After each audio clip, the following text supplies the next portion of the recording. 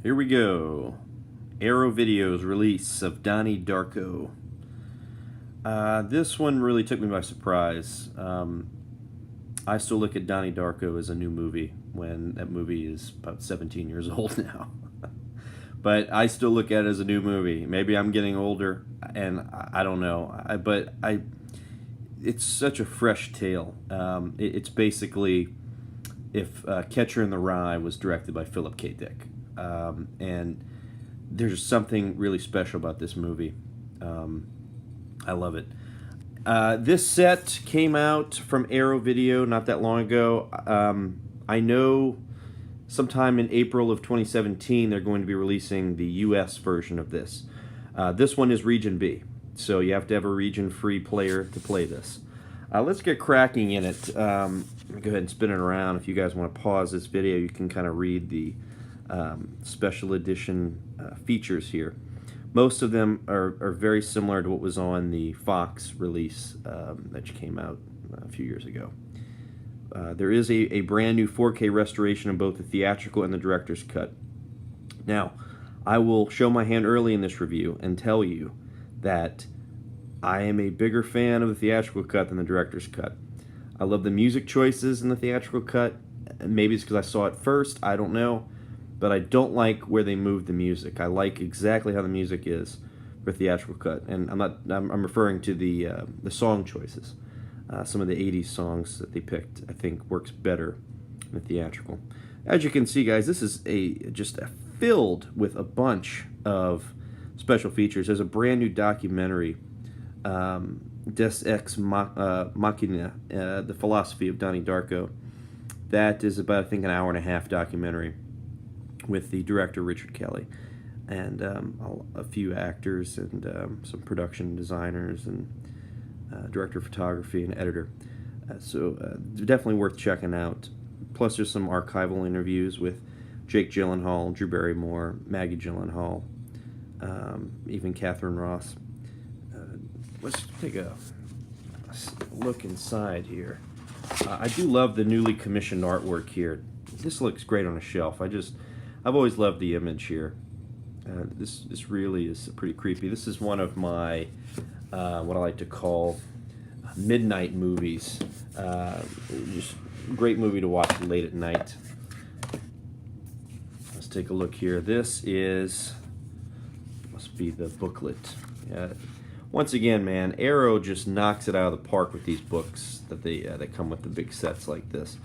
I'm a sucker for a good book like this, especially when it has just a lot of interviews and set photos. I'm just a really big fan. It's just filled with a lot of stuff. I don't want to spoil it for the ones that get it, but nice book. I love the artwork here. Sparrow, really nice.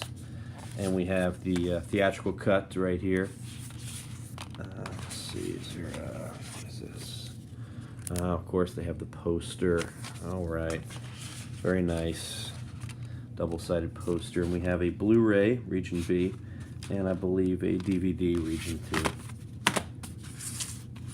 2. And this is the director's cut right here. It looks like we have something in here. What is this? Oh, look at that. It's a letter. Roberta Sparrow from Darko, extremely important. This must be a really important letter. Let's see what's in here. Let's see here. I'll do this one-handed. And we are filled with cards. I love these little lobby cards that they do. This one's double-sided. Look at that. Very nice. Very nice touch from Arrow. So it's just the artwork. It looks like these probably make a bigger picture. I'll have to check. I bet these do.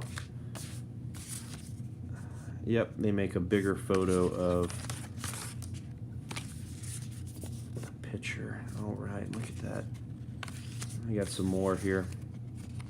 I love Donnie Darko. I think it's a really good little movie.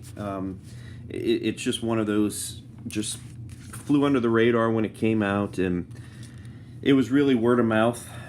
People who saw it, I remember I was young when it came out. I was in high school. Perfect age to watch something like this. And, you know, I was a sucker. I'm also a sucker for movies being set in the 80s.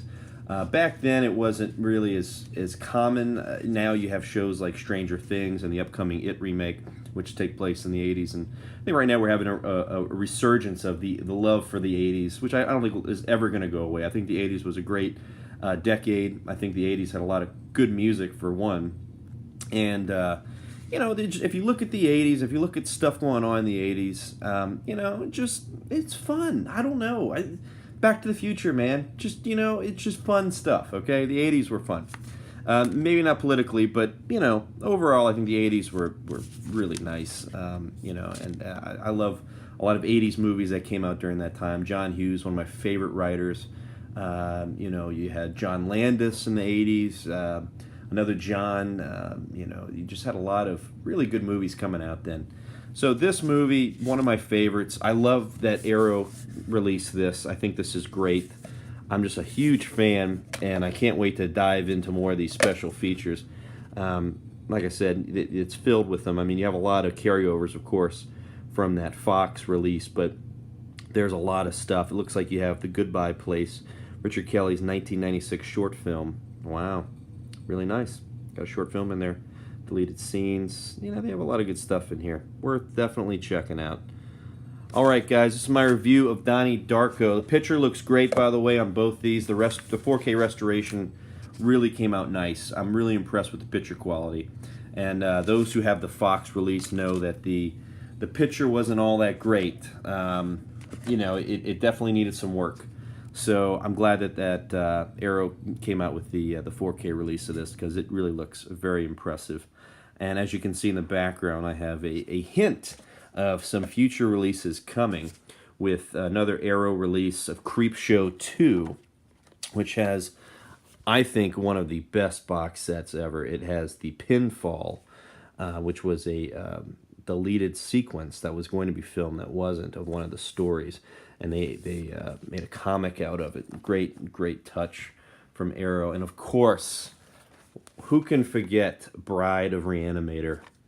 This has a really nice book. I can't wait to dive into this, guys. So stay tuned for these reviews coming soon. I'll have the Creepshow 2 along with Bride of Reanimator, and my highly anticipated release, the one I really can't wait for, is the Phantasm release from Arrow Video. So once that comes in, wait for my review, man. It's going to be epic. And I'm eventually going to have the side-by-side comparison with Arrow and the Well USA release of Phantasm Collection.